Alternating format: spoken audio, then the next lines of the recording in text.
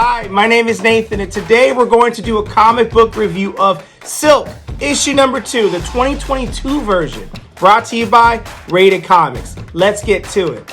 After I drink coffee first. We begin this issue with Silk, Cindy Moon, talking to herself, panicking that she's out of time. She can't face him. He nearly killed me the last time. Seriously, he had murder in his eyes. And I'm thinking it's a continuation from issue number 1 when she comes across a Korean vampire, sucking the life out of this, I forgot what this brother's name is, in issue number 1 where he kept going live on IG and just sucked his life out of him, where he went from youth to father time old, but not in the wise kind of way, you know what I mean?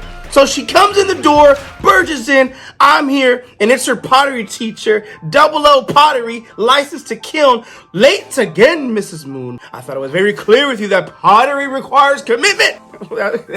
I'm sorry, pottery. And the reason why she's in pottery is not because she loves pottery, but she's struggling to find herself after being locked up in the bunker to find a hobby outside of Silk, getting to know herself.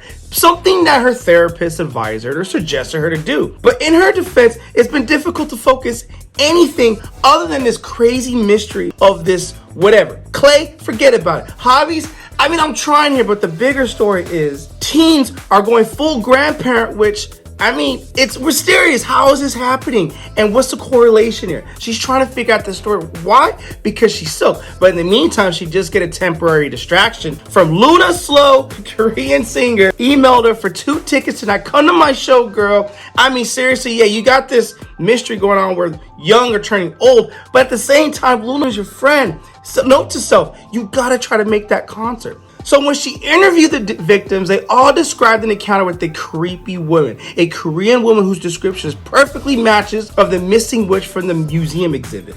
I mean, so we don't know if it's a zombie witch, a time-traveling witch, but Cindy Moon is going to talk to the museum about that. Turns out the first thing to know about this lady is she's from the tomb. She's known as the Mytho, if I'm saying it correctly, a Korean shaman. She lived during the 1600s and accumulated a sizable cult following. They say that she targeted the leaders of competing cults and then turned to black magic to kill them and absorb the energy they gained from their worshippers. According to legend, of course, there's all legends here. And it's powered by these stolen forces that Mytho grew enormously powerful and plotted to take over Korea, which at the time was known as a dynastic kingdom of Joseon. But just as she was on the verge of victory, she was defeated by her enemies who joined forces to seal her in the tomb. And it's kind of remarkable, factions of warriors coming together to overcome a common threat. Silk, are you foreshadowing the way you're gonna defeat this Korean vampire myth? Mytho is a Silk team up, perhaps? And you can tell this museum curator is just like, oh, he's like very stressed about it. So Cindy Moon thanks him for his time. She leaves and she kind of feels a little guilty, like, man, I was locked in the bunker. I appreciate that, respect that. This guy knows more about Korean history and loves it way more than I do, but should I be more interested in Korean culture since it is my heritage?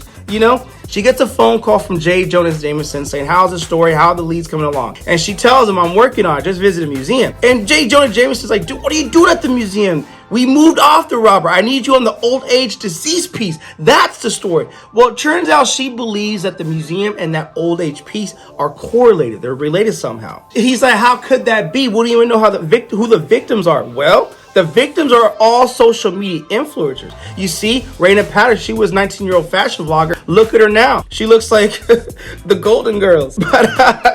And J. Jonah James is like, who's not an influencer these days?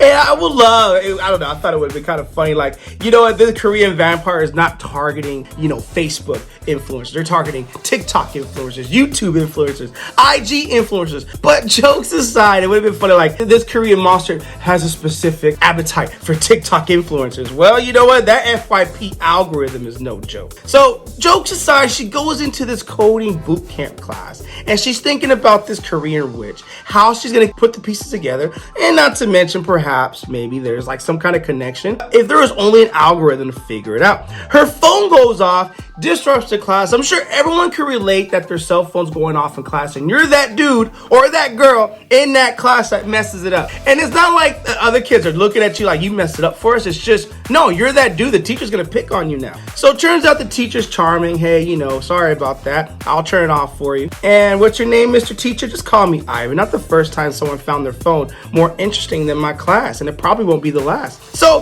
he asked her out, hey, you know, I know you like music, Cindy. Would you like to talk about about your kind of music that you like over coffee. With me? Ooh, girl, boy, like, you gotta slow your roll. Is he asking me out? I mean, I've been in the bunker so long, I've been out all of a sudden while y'all up on me. She gets this guilty trip, like, I'm sorry, I'm kind of busy right now. But after she tells him that, she thinks to herself, and you can tell like they both turn around like, damn, maybe I messed up, maybe she messed up. Then she gets a light bulb that goes, and you know what? The thing I'm busy with, it's a +1 if you're interested. And you could tell when they go to the Luna show together, it kind of starts off bumpy. She doesn't know how to start a conversation with him. But you know what? It's kind of funny. Everyone can relate to the first date awkwardness or just kind of navigating the terrain. Like, girl, what you want to talk about? I don't know what you want to talk about. I don't know what. It's just, I was definitely that kind of dude in college where once I started dating, it was like, dude, man, you're such a nerd. You're such a dweeb. Like, what do you talk about? I don't know. I mean, you like Mortal Kombat video games? Oh my God, you're such a boy. Well, the boys like it. So anyways, attacks go on during the Luna Snow show. All of a sudden, Cindy Room realizes, oh my gosh,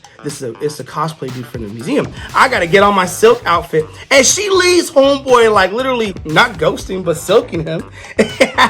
And he's just wondering, Cindy, where'd you go? Hands off the talent vampire. Boom, boom, boom. A fight goes on. Flip, flip, flap. And it's just still going into high octane action here. People don't know if it's part of the show. And, you have to play it off as it is. It's show business, even though it's not part of the show. And if this Korean vampire is going after Luna Snow, there's a reason why. She's an influencer, huge on social media. And it's kind of a funny moment where Cindy Moon tells her, wow, so a Korean witch is turning people old, but do you know why? Yeah, they're targeting people big on social media. So do you have a big following? She's like, not a lot, just a couple million. Like, she just snubs it off, like just a couple million followers. So after some more dialogue going on, they kind of have a moment. She sends her away. Turns out Luna Snow's like, you got certain thing to do. I got more tours to do. And you temporarily won the battle with the vampire Korean witch or Korean vampire, but you didn't win the war. So when she goes back to check on her date, Ivan, double shoot. I totally forgot about him. I really did silk him. That just sounds like a weird connotation, but you did silk him. So she wonders, seriously, how do people do this? Juggle a job, juggle journalism, juggle being a hero, and a dating life. Oh my God, and I'm still trying to find myself. We end the issue with this Korean vampire witch saying the singer would have been a perfect source for her to gain power because she had an influence. But maybe there's another way. Maybe there's a different source. And he looks at an article with Silk. This warrior could be the one that could replace the singer. In fact, she could be perfect. That's where we end Silk issue number 2. I love the new mythos and entering the Marvel Universe. Silk issue number 2, the 2022 version. Look, the plot's relatively just straightforward. It's not complicated. It's not at all. It's easy to follow. And you know what? That is not a knock on the book. Sometimes they give us a story easy, straight to the point. I'm cool with it. But what also makes it interesting, that adds another layer to it, is we get engaging character development from Cindy Moon. She suffers from trying to find her place in the world. And who cannot relate to that? I mean, who can't? Where you're young or you're going into life, you're going through life. What the heck do? I don't know what I want to do. And I don't know who I am. Who can't relate to that? So I'm loving the story, and I'm glad to see it being told in this way. And link in description if you wish to add this comic book to your comic book collection. With that being said, Silk, issue number 2. What you guys think of the comic book? Comment below, let me know. And also, if you like the content we're throwing up, you know what to do. Don't be shy and don't be stingy. Here at Rated Comics, we do awesome comic book reviews, comic book related content with the occasional comic book giveaway. Thanks again for watching. Until next time.